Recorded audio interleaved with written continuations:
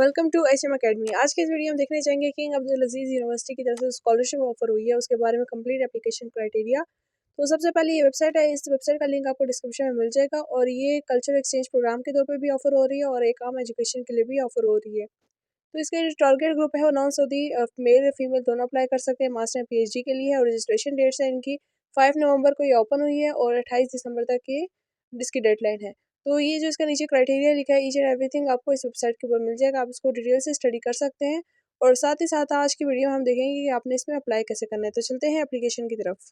तो आप नीचे आएंगे और नीचे लिखा होगा अप्लाई प्रोग्राम पे आपने क्लिक किया और नीचे अगर लॉगिन यानी कि अगर आपने पहले से अकाउंट बनाया तो आप लॉगिन करेंगे, अदरवाइज हम करेंगे क्रिएट एन अकाउंट। तो सबसे पहले हम क्रिएट योर अकाउंट करते हैं और देखते हैं कि इसका फर्दर प्रोसीजर क्या है। जब आप क्रिएट योर अकाउंट पे क्लिक करेंगे तो वहाँ पे लिखा होगा please inter your personal email. आपने वैलिड ईमेल लिखनी है जिसमें नोटिफिकेशन ईच एंड एवरीथिंग आएगी। तो यहाँ पे हम लिखते हैं अपनी पर्सनल ईमेल और साथ ही साथ इसको कंफर्म ईमेल की जगह भी हमने वही सेम ईमेल दोबारा से लिखनी है ताकि कंफर्मेशन हो जाए कि आपने यही सेम ईमेल आपने यूज़ करनी है। कोई ABC और इस चीज़ की कोई गलती ना हो, या फुल स्टॉप आप जैसे लिखें HMacademy.official है तो डॉट की भी गलती नहीं होनी चाहिए, इसलिए कंफर्मेशन ले रहे हैं। और इस स्कॉलरशिप अप्लाई करने के लिए आपका पासपोर्ट वैलिड पासपोर्ट होना लाजमी है। अगर आपको वैलिड पासपोर्ट नहीं होगा तो आप इसमें अप्लाई नहीं कर सकेंगे, क्योंकि रजिस्ट्रेशन का प्रोसेस ये मांगता है कि आपका वैलिड पासपोर्ट होना लाजमी है। तो आपने जो पासपोर्ट नंबर है उसको 2 दफ़ा इंटर कर देना। उसके बाद आपने क्लिक करना है रजिस्टर पे और रजिस्टर पे क्लिक करेंगे तो आपके पास जो आपने ईमेल इंटर की वहाँ पे कंफर्मेशन ईमेल आ जाएगी। तो हमने जो है इसको रजिस्टर पे क्लिक किया और आप यहाँ पे पढ़ सकते हैं registration process has been completed successfully. और जो लाइसेंस और ये जो ईमेल और पासवर्ड आपका यूज़र नेम और पासवर्ड आपका होगा वो आपकी ईमेल पे आ चुका होगा। तो आपने लॉगिन पे जब क्लिक करेंगे तो लॉगिन के अंदर आपसे यूज़र नेम और पासवर्ड मांगेंगे, लेकिन आपने तो कोई यूज़र नेम और पासवर्ड नहीं रखा, तो दैट्स वाई आपने क्या करना है, जीमेल पे जाना है और अपनी जीमेल ओपन करेंगे। तो जीमेल हमारे पास ओपन हो चुकी है और जीमेल सबसे टॉप पे लिखा होगा डीन शिनम ऑफ ग्रेजुएट। वहाँ पे हमारे पास ईमेल होगी और रेड मार्क में लिखा होगा यूज़र नेम एंड पासवर्ड। तो यूज़र नेम और पासवर्ड को हम कॉपी कर लेंगे और वहाँ जाके पेस्ट कर देंगे। तो हमने सबसे पहले क्या करना है, यूज़र नेम को जो हमने कॉपी किया, कॉपी करने के बाद आपने वापस अपने उसी वेबसाइट पे आना है और उसके अंदर आपने यहाँ लॉगिन पे क्लिक करना है। लॉगिन पे क्लिक करने के बाद यहाँ पे लिखा होगा यूज़र नेम, तो यूज़र नेम की जगह आपने वही अकाउंट जो है नंबर है वो आपने यहाँ पे पेस्ट कर देना है। यहाँ पे फिर से कॉपी करना है पासवर्ड को भी और उसको भी वहाँ पे पेस्ट करना है, अदरवाइज़ आप लिख भी सकते हैं, नो प्रॉब्लम। आपने यहाँ पे क्या कर देना है, लॉगिन। लॉगिन करने के बाद जो है आपके सामने एक वेबसाइट ओपन हो जाएगी जिसके अंदर आप अपना डाटा एंटर करेंगे। अगर आपने पासवर्ड सेव करना है तो सेव करें, अदरवाइज़ नेवर करते। प्लीज़ इंटर करंट पासवर्ड, अपना करंट पासवर्ड इंटर करें जो भी आपने अभी कॉपी किया था। और प्लीज़ इंटर न्यू पासवर्ड, जो पासवर्ड आप रखना चाहते हैं, जो आपको याद होगा, आपने वो पासवर्ड इंटर करना है ताकि नेक्स्ट टाइम जब भी आप लॉगिन होंगे तो अपना वो यूज़र नेम और अपना जो ये पासवर्ड है ये आप इंटर करेंगे तो आप लॉगिन हो जाएंगे। ये चेंज करने के बाद जैसे ही आप चेंज कर लेंगे उसके बाद अपना पर्सनल डाटा और इसका education and programs and attach files and confirmation, ये 5 स्टेप्स हैं। इन स्टेप्स को आपने कंप्लीट करना होगा। अगर आप किसी और से एप्लीकेशन बनवा रहे हैं तो एप्लीकेशन जो है आपकी कंप्लीट हो जाएगी, तो उसके बाद आप खुद भी चेंज पासवर्ड कर सकते हैं। सबसे टॉप पे आप देख सकते हैं लॉग आउट चेंज पासवर्ड का बटन बना हुआ है।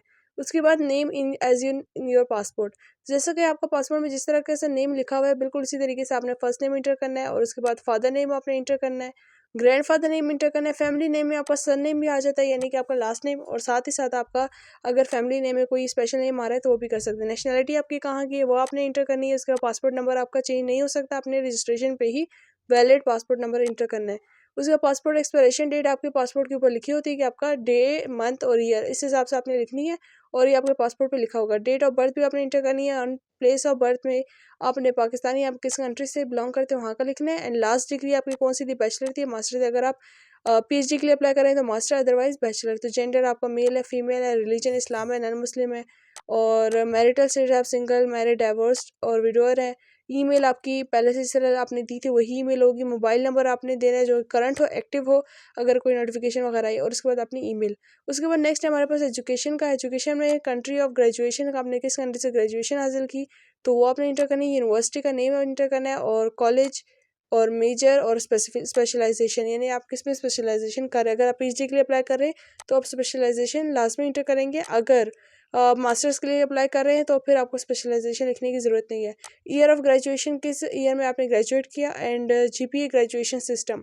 उसके बाद GPA ग्रेजुएशन सिस्टम हर यूनिवर्सिटी का अपना होता है, out of 5, out of 4, out of 7। तो मेजोरिटी का आउट ऑफ 4 होता है, तो आउट ऑफ 4 उसमें से आपको कितना GPA आपने ऑब्टेन किया वो आपने इंटर करना है। वो इंटर करने के बाद आप नीचे आएंगे और the international English proficiency certificate इस कंपलसरी, वो रिक्वायर्ड है आपसे और वो आपने लाजमी इनके साथ अटैच करना है at the end of the program. इसमें जब आप एंड पे जो है आप प्रोग्राम के लिए फिनिश करेंगे तो ये आप डॉक्यूमेंट्स आपने लाजमी अपलोड करने हैं। तो उसके बाद English language test. Arabic programs और इस्लामिक स्टडीज़ के लिए आपका इंग्लिश का टेस्ट लाजमी नहीं है। आप अगर ना भी हो तो आप उसके लिए अप्लाई कर सकते हैं। I don't have an English language test, तो आप इस ऑप्शन को सिलेक्ट करेंगे और साथ में जो है आपको फर्दर कोई डिटेल्स देने की ज़रूरत नहीं है। आप फर्दर कोई भी डिटेल्स नहीं इंटर करेंगे और सेव एंड कंटिन्यू। लेकिन बात यह है कि अगर आप इसके अलावा अगर आपके पास इंग्लिश का टेस्ट नहीं होगा तो आप इसके अलावा के इस्लामिक स्टडीज़ और अरेबिक प्रोग्राम्स इसके अलावा कोई भी सब्जेक्ट चूज़ नहीं कर सकते। तो जैसे ही आप सेव एंड कंटिन्यू क्लिक करेंगे, सेव एंड कंटिन्यू के बाद आपके पास नेक्स्ट पोर्टल आएगा प्रोग्राम्स का। प्रोग्राम के पास आप देख सकते हैं इसमें 4 सब्जेक्ट्स आपके सामने ऑफर हो रहे हैं। ये बिल्कुल इसलिए ऑफर हो रहे हैं क्योंकि आपने I don't have an English test आपने लिखा था। अगर आपने आपके पास आइल्स होता तो फेल होता या कोई और टेस्ट होता तो आप वहाँ पे जो है सिलेक्ट कर सकते थे और भी ढेर सारे सब्जेक्ट्स। लेकिन ये आपने चूँकि आप एक मेल है तो मेल के तौर पे अगर चूँकि मैंने ऑप्शन मेल जेंडर चूज़ किया था तो मेल में जो अवेलेबल सब्जेक्ट्स हैं वो आए हैं। तो मैं प्रीवियस पे दोबारा जाऊँगी और दोबारा से जो है अपना प्रोग्राम चेंज कर दूँगी। जैसे कि मैं कर दूँगी कि I have an English test, जैसे कि आइल्स है तो मेरे पास मैं आइल्स का ऑप्शन चूज़ करती हूँ और आइल्स का ऑप्शन चूज़ करने के बाद मैं वहाँ का एग्ज़ाम स्कोर लिख देती हूँ। एग्ज़ाम स्कोर जैसे कि मैंने 10 लिख दिया और 10 चूँकि वैलिड नहीं है तो एग्ज़ाम सर्टिफिकेट नंबर कोई भी रैंडम इंटर कर देती हैं एंड एग्ज़ाम डेट वो भी रैंडम इंटर कर देते हैं, उसके मंथ और एंड उसका ईयर। तो जो 2 साल तक है वो वैलिड होता है, 2 साल के अलावा बाद वो वैलिड नहीं होता टेस्ट। तो आपको चाहिए कि आइल्स का अगर आपने 2 साल से ऊपर डेट चली गई है तो आप उसके लिए जो है आप प्रोग्राम के लिए एलिजिबल नहीं होंगे, तो आपको आइल्स का टेस्ट दोबारा देना पड़ेगा। तो सेव एंड कंटिन्यू करते हैं तो दोबारा से आप नेक्स्ट पोर्टल प्रोग्राम्स का देखेंगे तो अपडेट हो चुका होगा। जैसे कि आपने आइल्स का टेस्ट दे दिया है, अब आपने आइल्स का इन्फॉर्मेशन दी है तो अब आप देखेंगे नेक्स्ट प्रोग्राम के पोर्टल में हमारे पास जो है डिफरेंट प्रोग्राम्स और आ चुके होंगे। आप देख सकते हैं हमारे पास ढेर सारे प्रोग्राम्स आ चुके हैं, जैसे कि हमारे पास उसलुद्दीन अर्बन एंड रीजनल प्रोग्राम आ चुका है, MS in information technology, Islamic theory, Quranic सुन्ना, information system, computer science, information technology. इतने सारे प्रोग्राम्स आ चुके हैं, लेकिन एट अ टाइम आप एक ही प्रोग्राम में अप्लाई कर सकते हैं। जो प्रोग्राम आपको बेस्ट सूट करता है आपने उसको सिलेक्ट करना है और उसमें अप्लाई करने के बाद यानी उसको मार्क करने के बाद आपने करना है save and continue. Save and continue करने के बाद आपके पास नेक्स्ट पोर्टल आएगा जिसमें अपने अपने डॉक्यूमेंट्स अपलोड करने होंगे और डॉक्यूमेंट्स के लिए जो आपके पास फॉर्मेट है वो पीडीएफ है। आप 2 MB से ज़्यादा जो फाइल है वो आप अपलोड नहीं कर सकते। फॉर द पर्सनल फ़ोटो आपने जेपीजी की फ़ाइल यूज़ करनी है। वो necessary to delete the attach file, आपने अगर एक दफ़ा एक फ़ाइल अपलोड कर दी है तो आप वहाँ पर डिलीट का ऑप्शन आ जाएगा, तो आप डिलीट भी कर सकते हैं और दोबारा से अपलोड भी कर सकते हैं। सो हम जैसे पहले पासपोर्ट जो है अपलोड करते थे तो पासपोर्ट में एक रैंडम एक पीडीएफ फाइल उठाती हूँ और उसको अपलोड कर देती हूँ।